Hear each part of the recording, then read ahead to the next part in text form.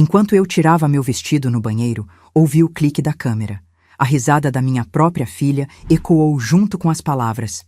Essa barriga nojenta vai render uma fortuna, pai. Foi quando descobri que meu marido...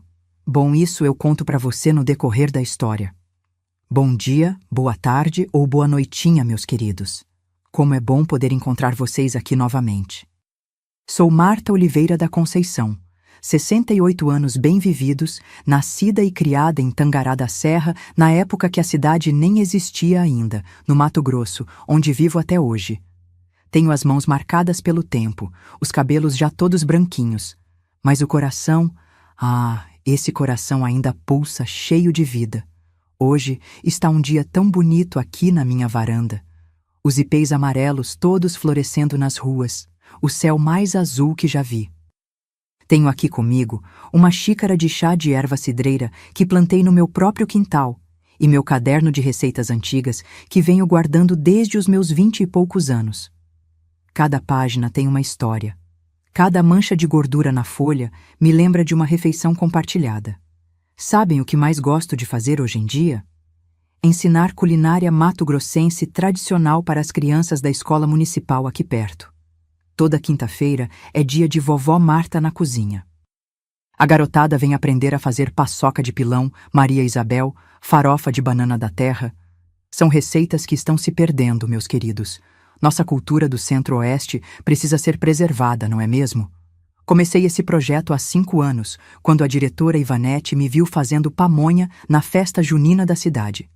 Ela chegou e disse: Dona Marta, a senhora tem um dom que não pode ficar só na sua cozinha. Nossos alunos precisam conhecer esses sabores, essa história.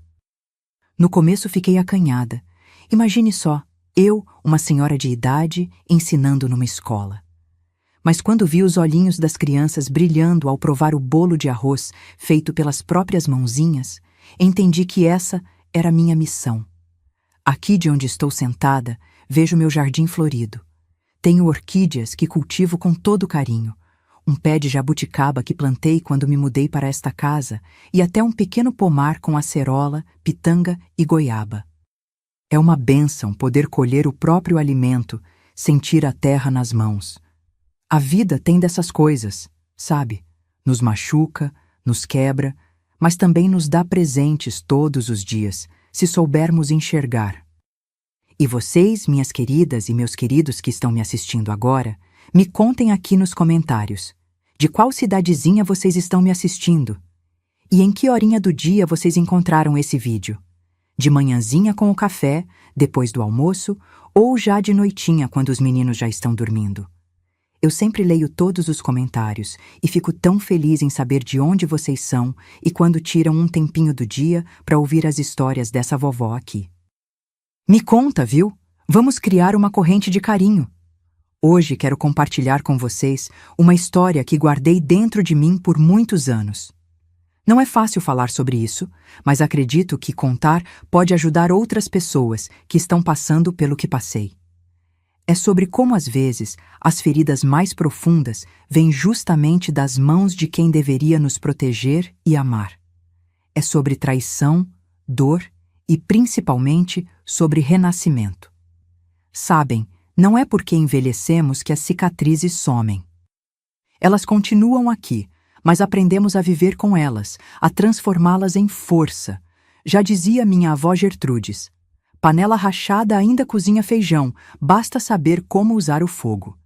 E foi assim que aprendi a lidar com meu passado, ajustando o fogo, encontrando um jeito de seguir em frente mesmo com as rachaduras. Quando eu era menina, lá pelos anos 60, Tangará da Serra era só um punhadinho de casas, estradas de terra e muito, muito cerrado. Foi aqui que nasci, cresci e vi minha vida mudar de formas que jamais poderia imaginar. Para entender como cheguei até aqui, preciso voltar lá atrás, para quando eu era apenas uma menininha de tranças, correndo entre os pés de pequi com meus irmãos. Cresci numa casinha simples de madeira, com uma varanda onde minha mãe, Benedita, pendurava redes coloridas nos dias quentes. Meu pai, Augusto, trabalhava como carpinteiro e construiu cada centímetro daquela casa com as próprias mãos. As paredes eram pintadas de azul claro, o chão de terra batida que minha mãe varria todos os dias com uma vassoura de palha que ela mesma fazia. Tínhamos um fogão a lenha que ficava do lado de fora, debaixo de um telhado de sapê, onde o feijão cozinhava lentamente o dia inteiro. Éramos 5 irmãos, eu, a do meio. Meu irmão mais velho, Juvenal, já ajudava papai na carpintaria desde os 12 anos. Depois vinha a Clotilde, que tinha um jeito especial para cuidar das plantas e sabia o nome de cada erva do cerrado. Depois de mim, vinham os gêmeos, Arlindo e Divino, 2 pestinhas que viviam aprontando, mas que me defendiam com unhas e dentes quando alguma criança mexia comigo na escola. Nossa rotina começava cedinho, com o cantar do galo que tínhamos no quintal. Mamãe levantava primeiro, acendia o fogo e logo o cheiro de café fresco invadia a casa. Papai saía para o trabalho carregando sua marmita de arroz com pequi e carne seca. Nós, crianças, ajudávamos nas tarefas antes de ir para a escolinha. Buscar água no poço, alimentar as galinhas, varrer o terreiro. A escola ficava a quase 1 hora de caminhada. Íamos todos juntos, descalços na maioria das vezes, carregando cadernos embrulhados em papel de pão para não molhar se chovesse. A professora Eulália dava aula para todas as séries juntas numa sala só. Era rigorosa, mas tinha um coração do tamanho do Pantanal. Foi ela quem primeiro notou que eu tinha facilidade com os números e me incentivou a continuar estudando. Nas horas livres, nossas brincadeiras eram simples. Pescávamos lambaris no córrego Bezerro Vermelho com varas de bambu e anzóis que Juvenal fazia. Subíamos em árvores para colher frutas, manga, goiaba, jabuticaba. As meninas brincavam de casinha embaixo do pé de jatobá, usando as frutas caídas como comidinha. Os meninos construíam carrinhos de madeira com rodas de carretel de linha. E quando chovia, a alegria era correr descalços na enxurrada, sentindo a terra molhada entre os dedos dos pés. Tinha uma vizinha, Dona Quitéria, que era como uma segunda avó para nós. Viúva, morava sozinha numa casinha cor-de-rosa e fazia os melhores doces de leite e de abóbora da região. Nas tardes de domingo, depois da missa na capelinha de São Benedito, íamos todos para a casa dela ouvir histórias de assombração enquanto comíamos seus doces maravilhosos. Foi com ela que aprendi meus primeiros segredos de cozinha. Tangará da Serra, naquela época, era um lugar onde todo mundo conhecia todo mundo. A cidade ainda estava nascendo. Tinha sido fundada há poucos anos, e as famílias que chegavam vinham principalmente de Minas Gerais e São Paulo, buscando terras baratas para plantar café e criar gado. Não tínhamos luz elétrica, apenas lampiões a querosene que acendíamos quando o sol se punha. Água encanada? Nem pensar. O luxo era ter uma cisterna no quintal. As festas da comunidade eram os momentos mais aguardados. Na festa de São João, as moças se arrumavam com vestidos coloridos e os rapazes competiam para ver quem pulava a fogueira mais alta. No Divino Espírito Santo, as bandeirolas vermelhas enfeitavam a cidade inteira e a folia passava de casa em casa, tocando e cantando. Mamãe sempre fazia uma fornada especial de bolos de arroz e biscoitos de polvilho para receber os foliões. Foi numa dessas festas, a do Divino, que percebi algo estranho pela primeira vez. Eu devia ter uns 10 anos. Estava dançando a catira com as outras crianças quando notei que tinha um homem olhando para mim de um jeito diferente. Era o seu Olímpio, dono da única venda da cidade. Senti um arrepio ruim e corri para perto da minha mãe. Contei a ela o que tinha acontecido, mas ela só disse: "Deixa disso, menina. Homem, olha mesmo, você vai ter que se acostumar." Aquilo ficou martelando na minha cabeça. Por que eu tinha que me acostumar com algo que me fazia sentir mal? Não entendi na época, mas foi a primeira vez que percebi que ser menina tinha suas complicações neste mundo. Conforme fui crescendo, notei que minha mãe parecia cada vez mais cansada. Papai, que sempre foi um homem trabalhador, começou a chegar tarde cheirando a pinga. As brigas foram ficando mais frequentes. Uma noite, acordei com o barulho de algo quebrando e os gritos da minha mãe. Fiquei debaixo das cobertas, tremendo, sem saber o que fazer. Na manhã seguinte, Vi que ela tinha um corte no lábio e um olho roxo. Quando perguntei o que tinha acontecido, ela disse que tinha caído da escada. Não havia escada em nossa casa. Foi aí que comecei a entender que as aparências enganam. Por fora, éramos uma família como qualquer outra de Tangará da Serra.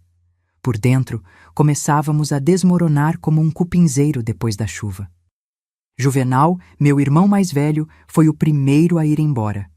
Não aguentou ver o que estava acontecendo e partiu para trabalhar nas fazendas de soja em Sorriso, mais ao norte do estado. Clotilde casou-se aos 16 anos com um rapaz de Campo Novo do Parecis, mais para fugir de casa do que por amor. Restamos nós três, os mais novos, à mercê dos humores cada vez mais instáveis do meu pai. Mamãe foi ficando diferente também. Antes tão falante e cheia de histórias, agora passava os dias em silêncio, cozinhando e lavando roupas como se fosse um fantasma de si mesma.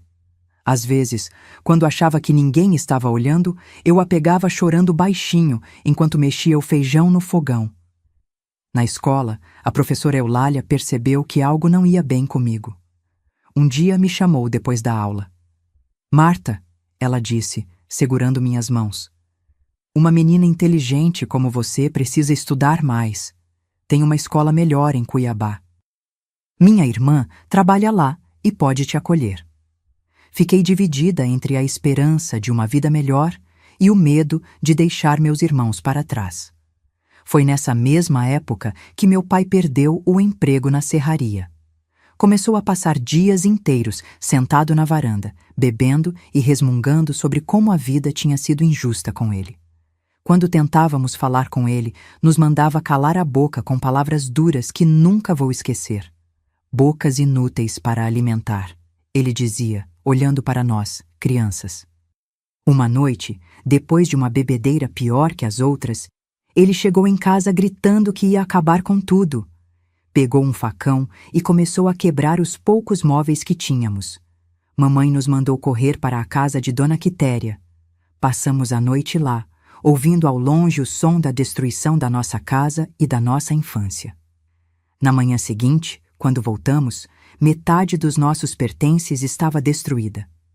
Mamãe tinha um corte no braço que ela tentava esconder com um pano. Foi quando decidi que precisava sair dali, não só por mim, mas para conseguir ajudar minha família de alguma forma. Com 12 anos recém-completados, arrumei minha trouxa de roupas e, com a bênção chorosa da minha mãe, parti para Cuiabá para morar com a irmã da professora Eulália. O último olhar que lancei para trás foi o dos meus irmãozinhos gêmeos, de mãos dadas, acenando da porta da nossa casa quebrada. Prometi a mim mesma que um dia voltaria para buscá-los.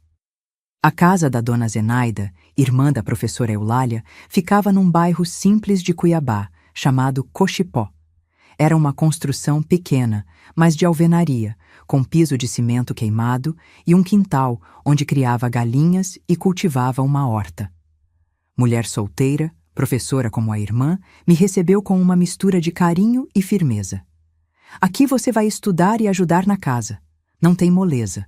Foram suas primeiras palavras para mim. E assim foi.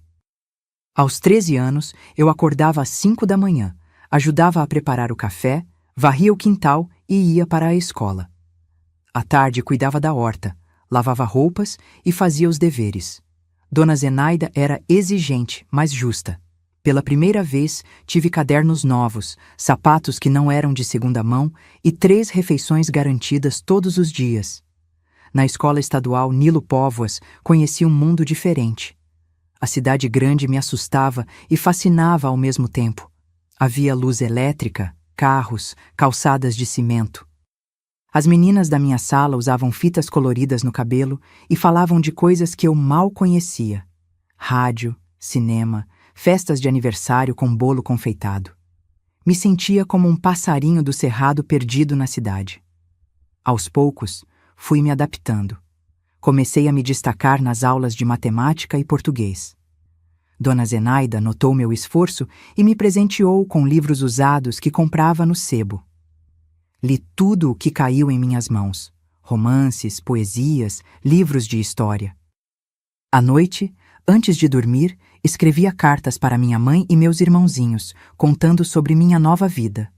Raramente recebia resposta, mas quando vinha, era um pedacinho de alegria que guardava debaixo do travesseiro.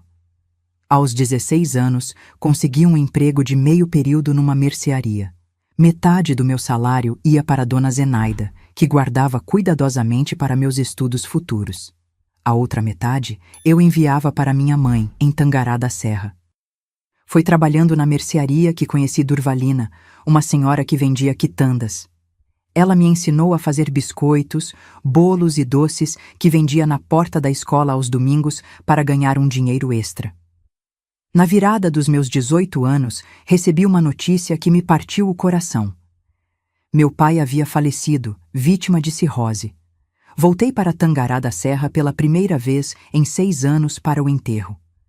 A cidade tinha crescido, mas nossa antiga casa continuava a mesma, talvez mais caída. Minha mãe parecia ter envelhecido 20 anos. Os gêmeos, agora adolescentes de 15 anos, mal me reconheceram. Depois do enterro, sentei com minha mãe na varanda.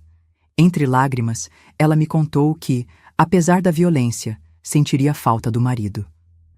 A gente se acostuma até com a dor, minha filha, disse ela, passando as mãos calejadas no rosto marcado pelo tempo. Foi quando percebi que os gêmeos precisavam de uma chance como a que eu tive. Prometi à minha mãe que assim que me estabelecesse melhor, buscaria os meninos para estudarem em Cuiabá. De volta a Cuiabá, intensifiquei meus estudos. Com o apoio de Dona Zenaida, consegui entrar no curso de contabilidade no colégio técnico. Foi lá que conheci Ricardo. Alto, de olhos verdes e sorriso fácil, ele era filho de um comerciante da cidade. Inteligente e ambicioso, falava de seus planos de abrir o próprio negócio, de viajar pelo mundo. Ao lado dos meus colegas mais simples, Ricardo parecia saído de outro universo. Para minha surpresa, foi ele quem se aproximou primeiro. Começou pedindo ajuda com exercícios de matemática financeira, matéria em que eu ia bem. Logo estávamos passando os intervalos juntos, conversando sobre livros e sonhos. Quando me convidou para tomar um sorvete depois da aula, senti minhas pernas tremerem de nervoso. Eu, a menina descalça de Tangará da Serra, saindo com o rapaz mais cobiçado da turma. Ricardo era gentil e atencioso. Escutava minhas histórias sobre a infância no interior com um interesse que me fazia sentir especial. Você é diferente das outras garotas, Marta, ele dizia. Tem profundidade, tem raízes. Aos poucos, fui baixando minha guarda, deixando-me envolver por aquele carinho que nunca tinha experimentado. Nosso namoro avançou rápido. Aos 20 anos, quando me formei no curso técnico, Ricardo me pediu em casamento. Dona Zenaida ficou desconfiada. Achava que eu era muito jovem e que deveríamos esperar que ele terminasse a faculdade de administração. Homem apressado para casar tem motivo, ela me alertou. Mas eu estava apaixonada e decidida. Nos casamos numa cerimônia simples, na igreja de São Benedito, em Cuiabá. Minha mãe e os gêmeos vieram para a celebração. Ricardo alugou uma casinha para nós no bairro do Porto, não muito longe da loja de materiais de construção onde ele começou a trabalhar com o pai. Eu consegui um emprego no escritório de contabilidade do Sr. Ariosto, onde colocava em prática o que tinha aprendido no curso técnico. Os primeiros meses foram como um sonho. Montamos nossa casa com móveis simples, cozinhávamos juntos, fazíamos planos. Ricardo falava em comprar um terreno, construir uma casa maior, ter filhos. Eu continuava enviando dinheiro para minha mãe e economizando para trazer os gêmeos, que agora estavam com 17 anos. Foi quando comecei a notar as primeiras mudanças em Ricardo. Pequenas no início. Uma impaciência quando o jantar não estava pronto, um comentário ácido sobre minhas roupas, uma reclamação sobre o dinheiro que eu enviava para minha família. Agora sua família somos nós, Marta, ele dizia quando eu mencionava minha promessa de trazer os gêmeos. Um dia, cheguei do trabalho e encontrei Ricardo em casa, mais cedo do que o normal. Ele estava sentado na sala, folheando meu caderno de receitas, aquele mesmo que trago comigo até hoje. O que é isso? Perguntou, mostrando um envelope guardado entre as páginas. Era o dinheiro que eu estava juntando secretamente para ajudar meus irmãos. Você está escondendo dinheiro de mim? Ele perguntou, A voz baixa, mas cortante como uma faca de cozinha bem afiada. Tentei explicar, dizer que era uma promessa que tinha feito à minha mãe, mas ele não queria ouvir. Você está mentindo para seu marido. É isso que sua mãe te ensinou? Naquela noite, Ricardo não levantou a mão para mim. Não precisava. Suas palavras foram suficientes para me fazer sentir pequena, insignificante, ingrata. Ele saiu batendo a porta e só voltou na manhã seguinte, cheirando a bebida. Pediu desculpas, me abraçou, disse que tinha reagido mal porque se preocupava com o nosso futuro. Nós dois contra o mundo, lembra? Alguns meses depois, descobri que estava grávida. Ricardo ficou radiante. Parou de beber, voltou a ser atencioso, começou a fazer planos para o bebê. Compramos um berço de segunda mão e pintamos de branco.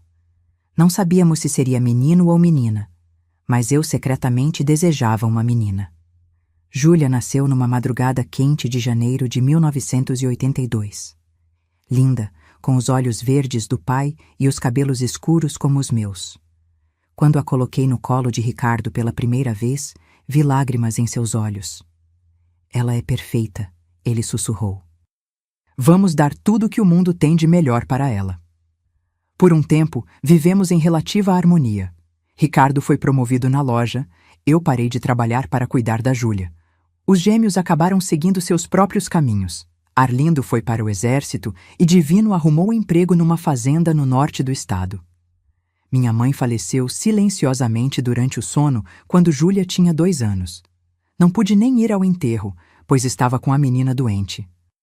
Conforme Júlia crescia, Ricardo se tornava cada vez mais controlador, mas de um jeito sutil que na época eu confundia com cuidado e amor. Escolhia as roupas que eu devia usar, decidia com quem podíamos nos relacionar, controlava cada centavo que entrava e saía. Estou cuidando de vocês, ele dizia. O mundo lá fora é perigoso. Quando Júlia completou 7 anos, Ricardo conseguiu dinheiro para abrir sua própria loja de materiais elétricos. Os negócios foram bem logo de início. Mudamos para uma casa maior, num bairro melhor. Júlia entrou numa escola particular. Pela primeira vez, tínhamos certo conforto. Foi quando Ricardo começou a se distanciar. Passava cada vez mais tempo na loja, sempre com o celular na mão, falando baixo quando eu me aproximava. É trabalho, Marta. Você não entenderia, ele dizia quando eu perguntava. Alguém precisa garantir o conforto desta casa. Foi nessa época que notei as mudanças em Júlia também. A menina doce e carinhosa foi dando lugar a uma pré-adolescente distante e crítica. Comecei a perceber seus olhares de desaprovação, seus comentários sobre meu jeito de falar, de me vestir, de cozinhar. Mãe, esse vestido é tão caipira, ela dizia. Ou então, por que você não fala direito como as mães das minhas amigas? Cada crítica era como uma pequena agulhada no meu coração. Tentava conversar com Ricardo sobre o comportamento da menina, mas ele minimizava. É fase, Marta. Todas as meninas passam por isso. Às vezes, eu até flagrava um sorrisinho no canto da boca dele quando Júlia fazia algum comentário particularmente cruel sobre mim. Um dia, quando Júlia tinha 12 anos, ela entrou no banheiro enquanto eu tomava banho. Instintivamente tentei me cobrir. Sempre fui reservada. Nunca me senti confortável em mostrar meu corpo. Credo, mãe, ela exclamou com uma expressão de nojo. Como seu corpo é feio. Olha essas estrias, essa barriga caída. Não é à toa que papai chega tarde em casa. Fiquei paralisada, a água escorrendo pelo meu corpo, as palavras dela escorrendo pela minha alma. Não soube o que responder. Só pedi, com voz trêmula, que ela saísse e me deixasse terminar o banho em paz. Aquela noite, chorei silenciosamente no travesseiro, lembrando da menina que eu tinha sido em Tangará da Serra, cheia de sonhos, e me perguntando onde havia errado. O que eu não sabia é que aquele episódio no banheiro era apenas o começo de um pesadelo que duraria anos. Um pesadelo que eu jamais poderia imaginar, tramado pelas 2 pessoas que eu mais amava no mundo. Depois daquele dia no banheiro, algo mudou definitivamente em nossa casa. Era como se uma comporta tivesse sido aberta e não houvesse mais volta. As críticas de Júlia se tornaram parte da nossa rotina diária. Nada do que eu fazia estava bom. O café estava fraco, a roupa mal passada, a casa não estava limpa o suficiente. Mãe, você realmente vai sair com esse cabelo assim? Parece que passou um furacão na sua cabeça. Ou então, essa comida está com gosto de terra. As outras mães sabem cozinhar direito. E ainda, por que você fala desse jeito? É vergonhoso quando minhas amigas vêm aqui.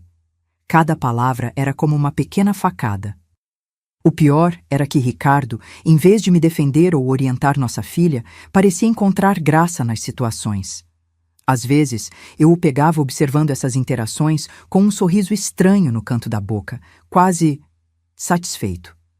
Quando tentava conversar com ele sobre o comportamento de Júlia, a resposta era sempre a mesma. Você está exagerando, Marta. Ela só está crescendo, descobrindo quem é. Todas as adolescentes são assim. E completava. Talvez você devesse se esforçar mais para se atualizar, melhorar um pouco. Assim, fui me tornando cada vez mais insegura e isolada.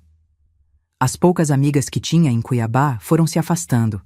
Ricardo sempre encontrava defeitos nelas, dizia que eram interesseiras ou más influências. Meus contatos com os irmãos se resumiam a telefonemas rápidos em datas comemorativas. A vida continuava aparentemente normal para quem via de fora. Ricardo prosperava nos negócios. Júlia frequentava uma das melhores escolas da cidade. Tinha aulas de balé, inglês, natação. Morávamos em uma casa bonita no bairro Jardim das Américas, com 3 quartos, quintal e até uma pequena piscina. Mas entre aquelas paredes, eu me sentia cada vez mais como uma estranha, uma serviçal em minha própria casa. Foi quando Júlia entrou na adolescência que as coisas pioraram significativamente. Aos 14 anos, ela já era uma moça bonita, com os traços do pai e minha estatura. Tinha um grupo de amigas da escola, garotas de famílias abastadas, que a visitavam ocasionalmente. Notei que, quando essas meninas estavam em casa, o comportamento de Júlia em relação a mim se tornava ainda mais cruel, como se quisesse me humilhar na frente delas. Uma tarde, voltei mais cedo do supermercado e encontrei Júlia e suas amigas na sala. Quando entrei carregando as sacolas pesadas, Júlia me olhou com desdém e disse: "Olhem, meninas, é assim que se parece quando não se estuda e acaba sendo apenas uma dona de casa. Tomem como lição." As garotas riram e eu senti minhas bochechas queimarem de vergonha. Abaixei a cabeça e fui direto para a cozinha, as lágrimas embaçando minha visão enquanto guardava as compras. Em outra ocasião, estava passando roupa enquanto Júlia conversava com Ricardo na sala. "Pai", ela disse, alto o suficiente para que eu ouvisse, "por que você casou com a mamãe? Ela é tão simples. Você poderia ter escolhido alguém melhor." O silêncio que se seguiu à pergunta doeu mais do que qualquer resposta. Ricardo não me defendeu, simplesmente mudou de assunto. Os momentos mais difíceis, porém, continuavam sendo os relacionados ao meu corpo. Júlia parecia ter uma fixação em apontar minhas imperfeições físicas, especialmente quando eu estava mais vulnerável. Ela começou a entrar no banheiro enquanto eu me trocava ou tomava banho com uma frequência perturbadora. "Olha só essas celulites, mãe. Dá até nojo. Sua barriga parece uma massa de pão mal sovada. Essas estrias são repulsivas. Como o pai aguenta olhar para isso?" Quando eu pedia privacidade ou tentava trancar a porta, ela reclamava com o pai, que invariavelmente ficava do lado dela. "Que segredo você tem para esconder, Marta? Ela é sua filha, pelo amor de Deus. Pare de criar drama." Havia algo de estranho nessa insistência, algo que eu não conseguia entender completamente. Por que minha filha parecia tão obcecada em me ver nua, em apontar cada imperfeição do meu corpo? Por que meu marido, que há anos mal me tocava, incentivava esse comportamento? Um dia, percebi que algumas roupas íntimas minhas haviam desaparecido da gaveta. Quando perguntei a Júlia e Ricardo se tinham visto, ambos me olharam como se eu fosse louca. "Você está ficando paranoica, Marta", disse Ricardo. Provavelmente jogou fora e nem lembra. Mas eu tinha certeza de que não havia jogado nada fora. Assim como tinha certeza de que alguém estava mexendo nas minhas coisas quando eu não estava em casa. Comecei a notar outros detalhes perturbadores. Às vezes, ao entrar em um cômodo, tinha a sensação de que Ricardo e Júlia tinham acabado de interromper uma conversa. Eles trocavam olhares cúmplices, como se compartilhassem um segredo do qual eu estava excluída. Ricardo, sempre ocupado com a loja, começou a aparecer em casa em horários inesperados. Quando eu perguntava o motivo, ele dava respostas vagas. Só vim buscar uns documentos. Ou precisava verificar uma coisa com Júlia sobre a escola. A tecnologia sempre foi um mistério para mim. Cresci em uma época sem computadores, e embora tivéssemos um em casa agora, eu raramente o usava. Ricardo e Júlia eram os entendidos de tecnologia da família, sempre com seus pagers, câmeras digitais e computadores. Quando eu me aproximava enquanto usavam esses aparelhos, rapidamente mudavam as telas ou desligavam os dispositivos. Isso é assunto de trabalho, Marta. Você não entenderia, dizia Ricardo quando eu demonstrava curiosidade. É coisa da escola, mãe. Muito complicado para você, era a resposta de Júlia. Houve uma ocasião particularmente dolorosa quando, ao servir o jantar, derrubei um pouco de molho na toalha. Antes que pudesse limpar, Júlia já estava em pé, filmando com a câmera digital. "O que você está fazendo?" perguntei confusa. "Documentando sua incompetência", ela respondeu com um sorriso maldoso. "Até para servir comida você é um desastre." Ricardo, em vez de intervir, parecia satisfeito. "Deixa ela, Marta. É só uma brincadeira." Mas não parecia brincadeira. O olhar que trocaram naquele momento tinha algo de calculista, como se estivessem executando um plano. Minha autoestima, já fragilizada, despencou completamente. Comecei a me olhar no espelho e só conseguia ver o que eles apontavam: a mulher feia, desajeitada, ignorante, indigna. Desenvolvi o hábito de me vestir e me despir no escuro, de tomar banho apenas quando tinha certeza de que Júlia estava fora, de falar o mínimo possível para não ser corrigida. À noite, deitada ao lado de Ricardo, que há anos dormia me dando as costas, eu chorava silenciosamente, lembrando da menina que fui um dia em Tangará da Serra, dos sonhos que tive, da vida que imaginei para mim. Como havia chegado a esse ponto? Como meu próprio marido e minha filha podiam me tratar assim? Tentei buscar ajuda. Certa vez, criei coragem e liguei para uma antiga colega do escritório de contabilidade. Contei com meias palavras sobre como me sentia diminuída em casa. Ela sugeriu que eu procurasse terapia, que talvez estivesse deprimida. Quando mencionei isso a Ricardo, ele riu. "Terapia? Com que dinheiro? Você acha que dinheiro cai do céu? Além disso, o problema não é psicológico, Marta. O problema é que você não se esforça o suficiente." Também tentei me aproximar de Júlia de outras maneiras. Comecei a aprender receitas novas, comprando revistas de culinária escondidas para surpreendê-la com pratos diferentes. "Isso tem carboidrato demais." "Vou ficar gorda igual a você", foi sua resposta quando preparei um nhoque especial para seu aniversário de 15 anos. Um dia, enquanto limpava o quarto de Júlia, uma das minhas muitas obrigações diárias, encontrei um caderno escondido debaixo do colchão. Sei que não deveria, mas abri. O que encontrei me deixou gelada. Eram anotações, como um diário, mas não um diário normal de adolescente.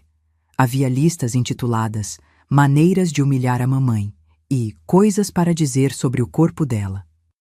Algumas entradas tinham observações como "Pai gostou dessa" ou "Filmar da próxima vez".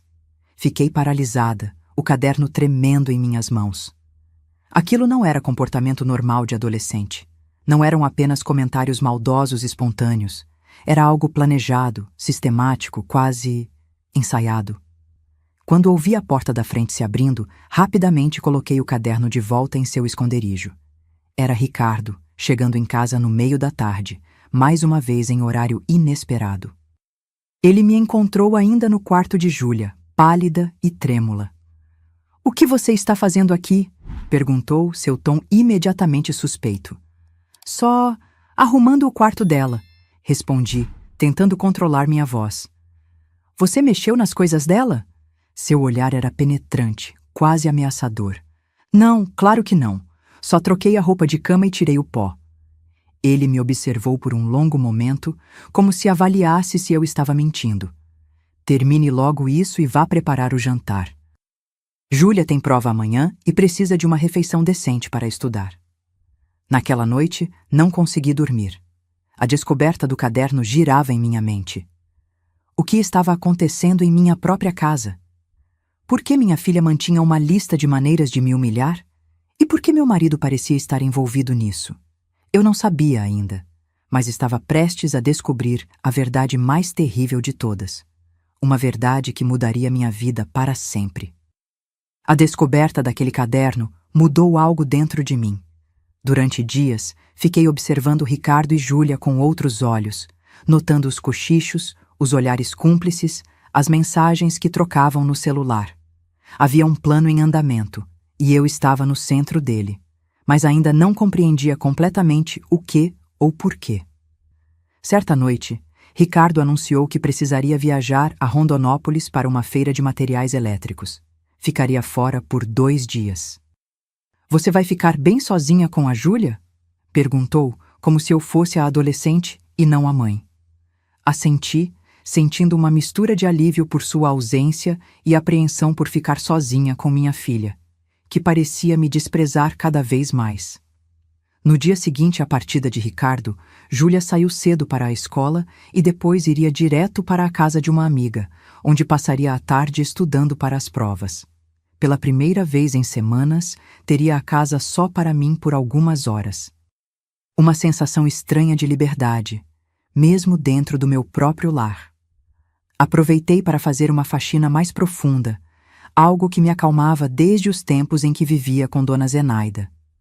Enquanto limpava o escritório de Ricardo, um cômodo onde eu raramente entrava, pois ele sempre dizia que não queria que mexessem em seus papéis, notei que o computador estava ligado. Provavelmente ele havia esquecido de desligá-lo na pressa de sair para a viagem.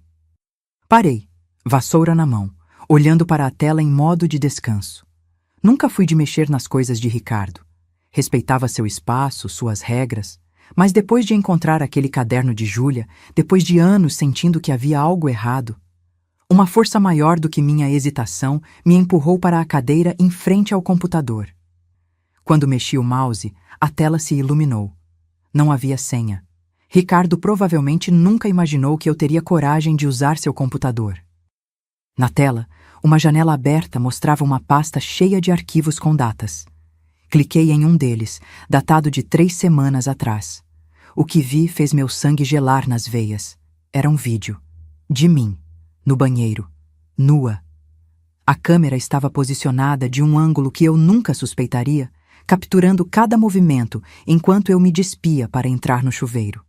A qualidade era boa, profissional quase. E então, a voz de Júlia fora da câmera. Olha só essas banhas, parece uma porca. E meu rosto no vídeo se contraiu de dor, mas continuei me despindo, sem perceber que estava sendo filmada. Meus dedos tremiam tanto que quase não consegui clicar para fechar o vídeo. Mas havia dezenas de outros arquivos semelhantes, todos com datas diferentes, cobrindo anos. Com o coração na garganta, abri outro arquivo, dessa vez de uma pasta diferente chamada Especiais. Era outro vídeo meu, mas desta vez eu estava cozinhando. A câmera parecia estar escondida em algum lugar da cozinha. Júlia entrou no quadro e começou a fazer comentários sobre minha aparência, meu modo de falar, minha incompetência. A cada insulto, eu me encolhia um pouco mais, como um animal ferido. O vídeo tinha uma qualidade de edição, com cortes e ângulos diferentes, como se alguém tivesse trabalhado nele posteriormente. Não conseguia acreditar no que estava vendo, mas ao mesmo tempo tudo começava a fazer sentido. As intrusões constantes de Júlia no banheiro. O celular sempre à mão para me filmar em momentos vulneráveis. Ricardo chegando em casa em horários inesperados. Os cochichos, os olhares. Com as mãos ainda trêmulas, cliquei em outra pasta, intitulada Negócios. Dentro, encontrei e-mails. Dezenas deles, trocados entre Ricardo e pessoas com nomes de usuário estranhos. Os e-mails falavam em valores, transferências, material novo, ângulos melhores. Um e-mail em particular me chamou a atenção. Datado de apenas 2 dias atrás, de alguém chamado Cliente VIP 22. Ricardo, o último vídeo da série Humilhação Mãe foi excelente. A reação dela quando a garota criticou seu corpo no chuveiro vale cada centavo. Meus usuários estão pedindo mais material semelhante.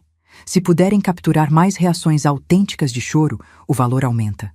Transferência realizada conforme combinado. Continue o bom trabalho. Li e reli aquela mensagem, tentando processar o que significava. Aos poucos, a terrível verdade foi tomando forma em minha mente. Ricardo e Júlia não estavam apenas me humilhando por crueldade gratuita. Eles estavam me filmando, editando os vídeos e vendendo. Vendendo minha humilhação, minha dor, meu corpo nu e envelhecido exposto contra minha vontade. Estavam lucrando com meu sofrimento. As lágrimas vieram, quentes e abundantes, escorrendo pelo meu rosto e caindo sobre o teclado. Quase vomitei ali mesmo, diante daquela tela que revelava a monstruosidade que acontecia sob meu próprio teto, perpetrada pelo homem com quem dividi minha vida por mais de 2 décadas e pela menina que carreguei em meu ventre. Não sei quanto tempo fiquei ali, paralisada, chorando. Quando finalmente consegui me mover, um pensamento tomou conta de mim. Precisava de provas. Se confrontasse Ricardo apenas com o que tinha visto, ele negaria tudo. Diria que eu estava louca, inventando coisas, como já tinha feito tantas vezes.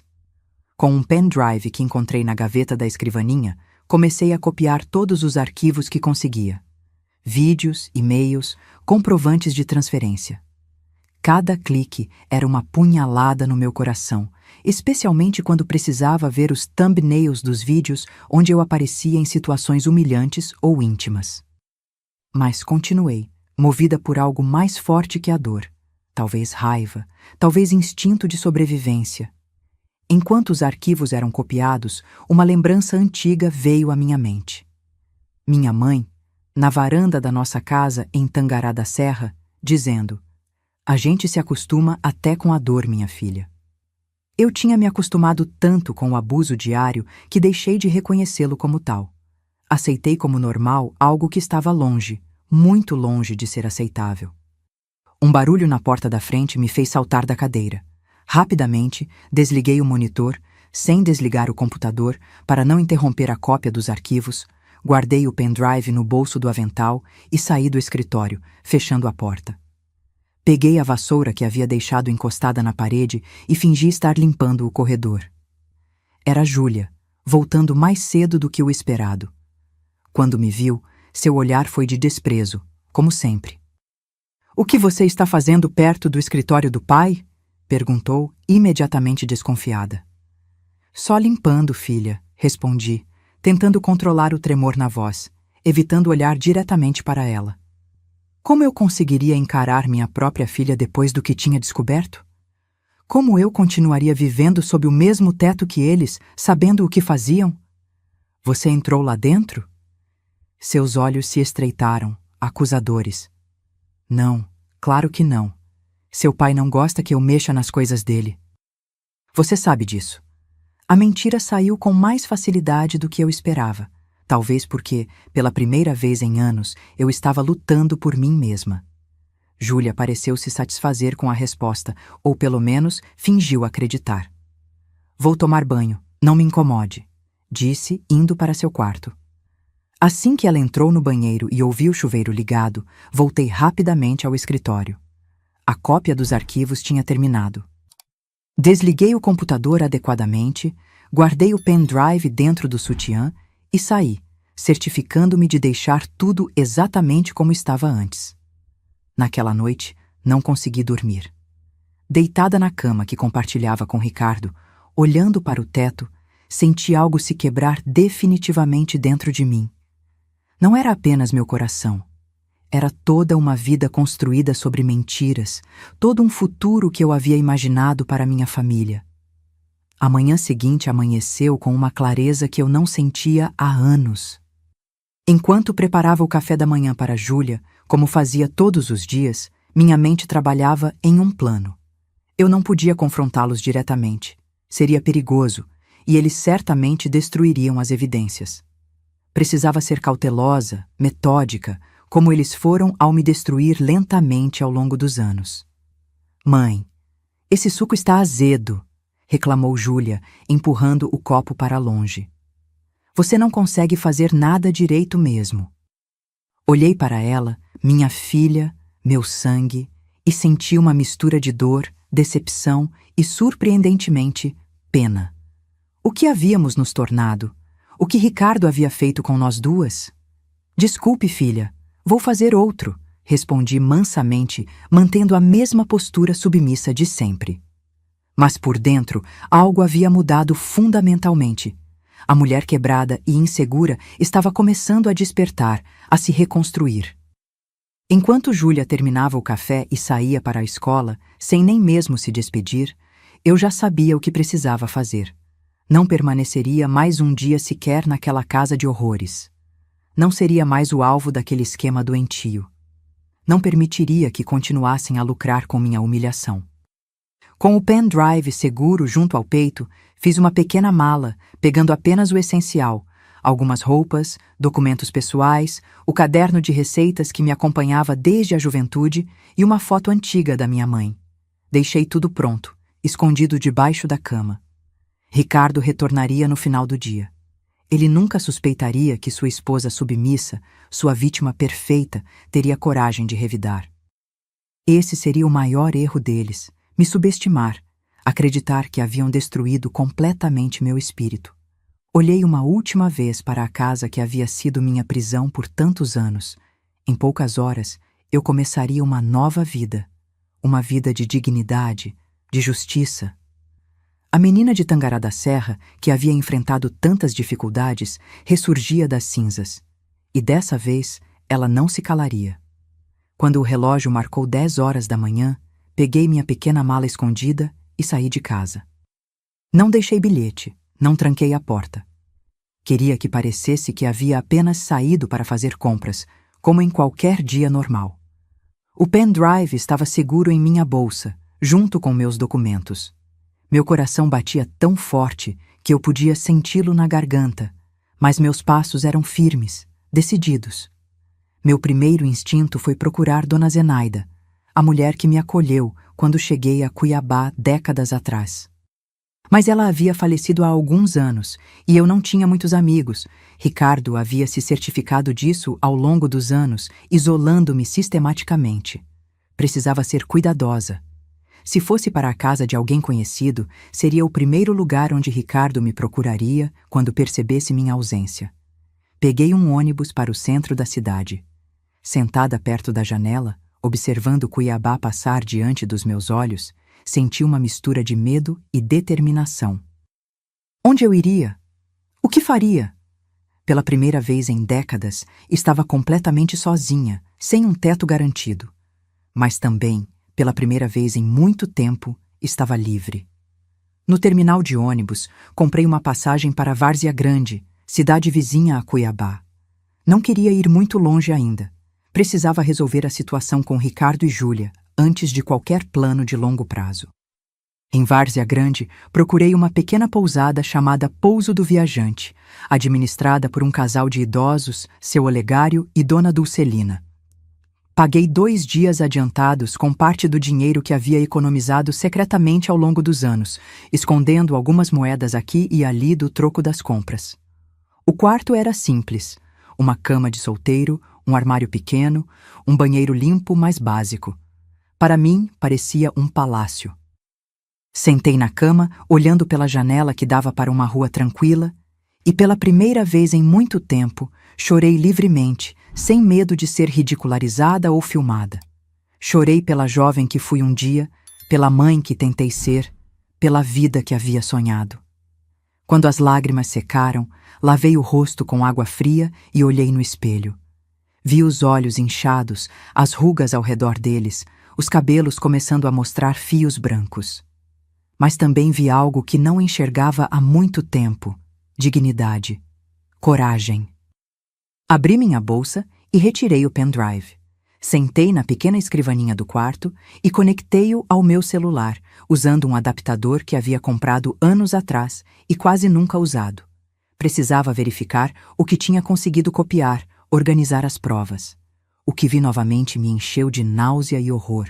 Dezenas de vídeos meus em situações íntimas ou sendo humilhada, e-mails negociando valores, transferências bancárias. Havia material suficiente ali para incriminar Ricardo por anos. Enquanto organizava os arquivos, notei algo que não havia percebido na pressa de copiar tudo. Algumas das transferências vinham de contas no exterior. O que Ricardo estava fazendo não era apenas uma violação à minha privacidade e dignidade. Era um esquema sofisticado, provavelmente ilegal em vários níveis. Isso explicava o crescimento milagroso dos negócios dele nos últimos anos, o dinheiro para a casa nova, para uma escola cara de Júlia, para os luxos que ele insistia que conseguia com muito trabalho. Naquela noite, não consegui dormir direito, assombrada por pesadelos onde Ricardo e Júlia me perseguiam, rindo das minhas tentativas de fugir. Acordei antes do amanhecer, suada e tremendo. Mas a luz do dia trouxe clareza. Eu sabia o que precisava fazer. Depois de um café da manhã simples, servido por Dona Dulcelina, que me olhou com olhos gentis, perguntando se eu estava bem, saí da pousada com um propósito. Peguei um ônibus de volta a Cuiabá e desci no centro, perto do fórum. Eu nunca havia entrado ali, mas sabia que era onde ficavam os órgãos da justiça. Perguntando a algumas pessoas, fui direcionada à Delegacia Especializada de Defesa da Mulher, que ficava a alguns quarteirões dali. O prédio era mais acolhedor do que eu imaginava, com cartazes sobre direitos das mulheres nas paredes. Na recepção, uma jovem policial me atendeu. Engoli o nó na garganta e disse: "Preciso fazer uma denúncia sobre meu marido e minha filha." A policial, que depois descobri se chamar Tainá, me levou para uma sala reservada onde pude contar minha história. Foi difícil encontrar as palavras certas, explicar o que havia acontecido sem entrar em detalhes explícitos. A vergonha ainda me consumia, mesmo sabendo que eu era a vítima, não a culpada. "Senhora Marta, o que a senhora está descrevendo configura diversos crimes", disse Tainá após ouvir meu relato inicial. "Precisamos registrar um boletim de ocorrência e a senhora terá que depor formalmente. Posso chamar a delegada para conversarmos melhor?" Assenti, as mãos tremendo enquanto segurava minha bolsa contra o peito, como se fosse um escudo. Minutos depois, a delegada Irene Flores entrou na sala. Era uma mulher de meia idade, com olhos firmes mas gentis, que emanava uma autoridade tranquila. "Dona Marta, a policial Tainá me relatou brevemente sua situação. Quero que saiba que está em um lugar seguro agora e vamos fazer tudo o que for necessário para protegê-la e responsabilizar os culpados. A senhora disse que tem provas?" Mostrei o pendrive, explicando como havia conseguido copiar os arquivos. A delegada chamou um técnico de informática que transferiu todo o conteúdo para os computadores da delegacia. Enquanto isso, dei meu depoimento formal, descrevendo anos de abuso psicológico, a descoberta dos vídeos, o esquema de vendas. "Com base no que estamos vendo aqui, seu marido pode ser indiciado por diversos crimes: violação de privacidade, produção e distribuição de conteúdo íntimo sem consentimento, violência psicológica e, possivelmente, até por tráfico internacional, dependendo de quem são esses compradores estrangeiros", explicou a delegada. "Quanto à sua filha, ela é menor de idade, correto?" "Sim, ela tem 16 anos, respondi, sentindo uma dor no peito ao pensar em Júlia sendo levada pela polícia. "Nesse caso, ela responderá como menor infratora. Será encaminhada ao Juizado da Infância e Juventude. Mas antes de tudo, precisamos garantir sua segurança. O senhor Ricardo sabe que a senhora saiu de casa?" Expliquei que havia saído como se fosse para fazer compras e que ele retornaria de viagem naquela tarde. Provavelmente só notaria minha ausência à noite. "Perfeito. Então temos tempo para agir." Vou solicitar medidas protetivas imediatamente e vamos organizar uma operação para prendê-lo em flagrante, se possível. A equipe de crimes cibernéticos já está analisando o material e vamos precisar de um mandado para apreender os equipamentos na casa de vocês. As horas seguintes foram um turbilhão. Assinei papéis, respondi mais perguntas, tomei café amargo em copos de plástico.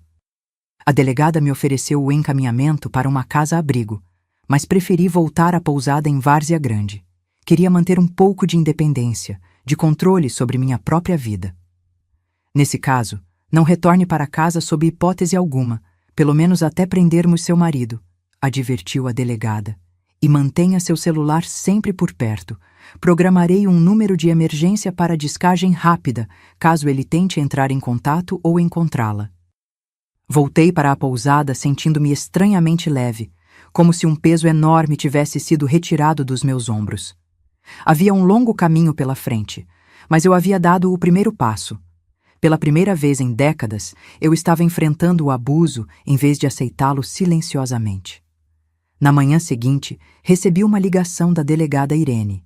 Sua voz transmitia uma satisfação contida. Dona Marta, queria informá-la que conseguimos o mandado e realizamos a operação ontem à noite. Seu marido foi preso em flagrante, enquanto acessava e tentava apagar os arquivos que a senhora nos mostrou. Apreendemos todos os computadores, celulares e mídias de armazenamento da casa. Quanto à sua filha, ela foi apreendida e encaminhada para a unidade socioeducativa, onde permanecerá até a audiência. Desabei na cama, tremendo. Era real. Havia acontecido. Ricardo estava preso. Júlia estava sob custódia. As lágrimas vieram novamente, mas não eram apenas de dor. Havia alívio nelas e também luto pela família que eu pensava ter e que nunca existiu realmente. E agora? Perguntei, a voz embargada. Agora começa o processo judicial. Será necessário que a senhora compareça a algumas audiências, mas não se preocupe. Providenciaremos acompanhamento psicológico e assistência jurídica gratuita. Quanto ao retorno à sua casa... Não quero voltar para aquela casa, interrompi, surpreendendo-me com minha própria firmeza. Há demasiadas memórias ruins. Compreendo. Mas legalmente a casa é um bem do casal, e a senhora tem direito à sua parte. Sugiro que procure a Defensoria Pública para orientação sobre a partilha de bens e divórcio. Nos dias que se seguiram, fui orientada pela assistência social da delegacia e encaminhada para um grupo de apoio a mulheres vítimas de violência. Ali, conheci outras mulheres que, como eu, haviam encontrado forças para romper ciclos de abuso. Entre elas estava Ivanilde, uma assistente social aposentada, que se tornaria uma amiga preciosa nos meses seguintes. Foi Ivanilde quem me ajudou a encontrar um lugar para ficar depois que deixei a pousada, um pequeno quarto alugado em sua casa em Várzea Grande. Foi ela também quem me incentivou a procurar terapia e a retomar minhas habilidades de contabilidade para buscar um emprego. O processo judicial foi longo e doloroso. Ricardo foi condenado a 8 anos de prisão por diversos crimes, incluindo produção e distribuição de material íntimo sem consentimento, violência psicológica e associação com tráfico internacional de conteúdo impróprio. Quanto a Júlia, a parte mais dolorosa de tudo, ela ficou sob tutela do Estado por 6 meses, recebendo acompanhamento psicológico intensivo. Os relatórios indicavam que ela havia sido manipulada por Ricardo desde cedo, desenvolvendo um comportamento patológico em relação a mim. Nunca mais voltei àquela casa no Jardim das Américas. Com a orientação da Defensoria Pública, consegui minha parte na venda do imóvel e dos outros bens. Não era uma fortuna, mas era o suficiente para recomeçar. E foi pensando nesse recomeço que tomei a decisão que mudaria novamente o rumo da minha vida: voltar para Tangará da Serra, minha terra natal. Retornar a Tangará da Serra foi como fechar um círculo. Quando pisei novamente naquela terra vermelha, quase 40 anos depois de ter partido como uma menina assustada, senti que finalmente voltava para casa. A cidade, claro, não era mais aquele punhado de casas da minha infância. Havia crescido, se desenvolvido, com prédios, asfalto, comércio. Mas o céu continuava igualmente azul, o ar tinha o mesmo cheiro de cerrado e as pessoas mantinham aquele jeito acolhedor do interior mato-grossense. Com o dinheiro da minha parte na venda da casa e dos bens em Cuiabá, comprei uma casinha simples mas confortável no bairro Jardim Shangri-La, com 2 quartos, uma sala aconchegante, cozinha espaçosa e um quintal onde logo comecei a plantar de tudo um pouco. Manjericão, alecrim, pimenta, tomate, além das flores que sempre amei. Cada muda plantada era como uma afirmação. Estou criando raízes novamente. Estou reconstruindo minha vida. Aos 58 anos, não foi fácil recomeçar. Por um tempo, vivi das economias enquanto tentava me reconectar com a cidade e comigo mesma. A terapia, que continuei fazendo por telefone com a psicóloga que havia conhecido em Cuiabá, foi fundamental nesse processo. Aos poucos, fui aprendendo a olhar no espelho sem ouvir as vozes críticas do passado, a valorizar minhas habilidades, a perdoar a mim mesma por ter permitido o abuso por tanto tempo. Foi durante esse período de cura que redescobri meu amor pela cozinha, não mais como uma obrigação ou fonte de críticas, mas como um prazer, uma forma de expressão. Comecei a resgatar as receitas antigas que havia aprendido com minha mãe, com Dona Quitéria, com Durvalina da mercearia. Experimentava novas combinações, adaptava pratos tradicionais, convidava vizinhos para provar minhas criações. Minha vizinha, Neuzinha, professora aposentada, foi a primeira a sugerir que eu fizesse disso mais que um hobby. Marta, essas pamonhas são as melhores que já comi.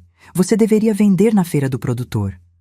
No início, resisti à ideia. Ainda me sentia insegura para me expor assim. Mas Neuzinha insistiu até que, num sábado de outubro, lá estava eu com uma mesinha na feira, vendendo pamonhas, bolos de arroz e biscoitos de queijo. Para minha surpresa, tudo acabou antes do meio-dia. Na semana seguinte, precisei fazer o dobro, e mesmo assim não foi suficiente. Meus quitutes ganharam fama na cidade, e logo eu tinha encomendas para festas, reuniões, até para a prefeitura quando recebia visitantes de fora. Era como se cada receita carregasse um pouco da minha história, da minha resistência, do meu renascimento. Hoje, aos 68 anos, mantenho uma rotina tranquila e gratificante aqui em Tangará da Serra. Acordo cedo, com o cantar dos pássaros no quintal. Tomo meu café na varanda, observando as orquídeas que cultivo com carinho. Às segundas e quartas, ainda vendo na feira do produtor, mas agora tenho a ajuda de Marlene, uma jovem mãe solo que se tornou quase uma filha para mim. Às quintas, como contei, vou à escola municipal ensinar culinária tradicional para as crianças, um projeto que começou há 5 anos e se tornou uma das grandes alegrias da minha vida. Minha casa está sempre de portas abertas. Neuzinha aparece quase diariamente para um café. Seu Juvenal, não meu irmão, mas um senhor que tem o mesmo nome dele, passa as tardes para uma partida de dominó na varanda. Os jovens do bairro me chamam carinhosamente de Vó Marta e sempre aparecem para experimentar alguma receita nova. Quanto à minha família biológica, mantive contato com meus irmãos gêmeos, Arlindo e Divino. Arlindo se aposentou do exército e hoje vive em Campo Grande com a esposa. Divino permaneceu no norte do estado. Tem 3 filhos e 5 netos que me visitam ocasionalmente. São momentos doces quando estamos todos reunidos, como se finalmente tivéssemos encontrado a paz que nos foi negada na infância. E Júlia? Essa é a pergunta que muitos me fazem, com os olhos baixos, a voz hesitante. Minha filha cumpriu o período determinado pela justiça na unidade socioeducativa e depois foi viver com uma tia paterna em São Paulo. Nos primeiros anos, não tivemos contato. Os psicólogos recomendaram distanciamento para que ela pudesse se tratar adequadamente. Quando completou 18 anos, recebi uma carta dela. Uma carta longa, dolorosa, pedindo perdão, explicando como havia sido manipulada pelo pai desde pequena, como ele havia distorcido sua percepção sobre mim, sobre relacionamentos, sobre amor. Respondi com carinho, mas também com honestidade. Disse que a perdoava, que entendia como ela também havia sido vítima, mas que precisávamos de tempo, de espaço, de cura. Hoje, temos um relacionamento distante, mas cordial. Ela vive em Campinas, é professora universitária, casada, sem filhos. Nos falamos algumas vezes por ano, por telefone. Talvez um dia a ferida cicatrize completamente, talvez não. Aprendi que algumas reconciliações acontecem lentamente, ao longo de décadas, e outras permanecem incompletas. E tudo bem, o que importa é que encontrei paz. Em minha casinha em Tangará da Serra, cercada por meu jardim florido, pelas pessoas que me amam de verdade, pelas crianças que me chamam de vovó mesmo sem laços de sangue, sinto que finalmente estou vivendo a vida que sempre mereci. Não é uma vida de luxos ou grandes acontecimentos, mas é repleta de pequenas alegrias autênticas, de dignidade, de propósito. Às vezes, quando estou ensinando alguma menina a sovar uma massa de pão, ou quando vejo um pôr do sol especialmente bonito tingindo o céu de Tangará, penso na longa jornada que me trouxe até aqui, nas dores, nas lutas, mas também nas mãos que se estenderam para me ajudar nos momentos mais difíceis. E sinto gratidão pela força que descobri em mim mesma, pela chance de recomeçar, pela oportunidade de transformar minha história de dor em uma mensagem de esperança para outros. Meus queridos, chego ao fim desta conversa com o coração leve por ter compartilhado um pedaço tão íntimo da minha jornada. Sabe, quando olho para trás, vejo que minha história não é apenas sobre dor, é sobre redescobrimento, sobre encontrar forças em lugares que nem sabia que existiam dentro de mim. Para vocês, mulheres que carregam cicatrizes invisíveis no coração, quero dizer, seus traumas não definem quem vocês são. Eles são apenas capítulos de uma história muito maior, uma história que ainda está sendo escrita por suas próprias mãos. Por muito tempo, acreditei que precisava de um salvador, alguém que viesse de fora para resgatar minha dignidade. Mas descobri que dentro de nós existe uma força silenciosa, adormecida talvez, esperando apenas o momento certo para despertar. A reconstrução não acontece da noite para o dia. É como uma chuva fina no cerrado. Parece insignificante, mas vai nutrindo a terra aos poucos, até que um dia você percebe que flores brotaram onde antes só havia terra rachada. Cada pequeno ato de coragem, seja olhar no espelho e sorrir para si mesma, seja dizer não quando antes diria sim por medo, é uma gota dessa chuva renovadora. Aprendi que minhas mãos enrugadas são capazes não só de fazer um bolo perfeito, mas também de reconstruir uma vida inteira. A idade me deu uma sabedoria que muitos confundem com fraqueza, mas é justamente o contrário. Há uma potência silenciosa em nós, mulheres maduras, que atravessamos tempestades e ainda assim mantemos a capacidade de cultivar jardins. Descobri que minha voz, mesmo quando trêmula, tem poder quando decido usá-la.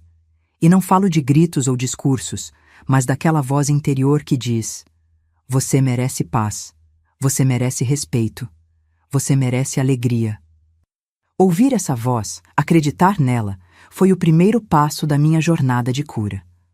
O tempo não apaga todas as marcas, mas nos ensina a transformá-las em algo significativo.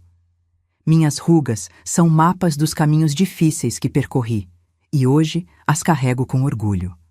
Cada linha conta uma história de resistência silenciosa, de pequenas vitórias diárias. E se tem algo que descobri, é que nunca é tarde para florescer.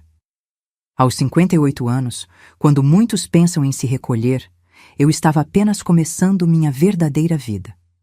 Hoje, aos 68, sinto que ainda tenho muito a descobrir, a criar, a compartilhar. Para quem ainda caminha pela escuridão do trauma, saiba que existe luz no fim dessa travessia. Não a luz de um salvador externo, mas aquela que você mesma vai acendendo, passo a passo, dia após dia. Confie no seu tempo, no seu processo. A cura não é linear. Tem dias de avanço e dias de recuo, e todos eles são parte necessária da jornada. Meus queridos e minhas queridas que me assistiram até aqui, peço de coração, Se inscreva agora neste canal e ative o sininho. Cada inscrição é como uma mão estendida para outras mulheres que precisam ouvir que é possível recomeçar. Não importa a idade, não importa o trauma. Compartilhe este vídeo imediatamente com alguma mulher que você conhece que esteja precisando de força para dar o primeiro passo. Uma história compartilhada pode ser o primeiro raio de luz em dias sombrios.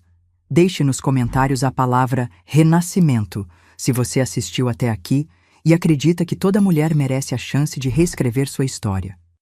Faça isso, agora. Não espere nem mais um minuto. Sua ação pode ser o ponto de virada na vida de alguém que está sofrendo em silêncio, assim como eu sofri por tantos anos. E lembre-se sempre, quando plantamos sementes de esperança no coração de outras pessoas, nosso próprio jardim floresce ainda mais bonito.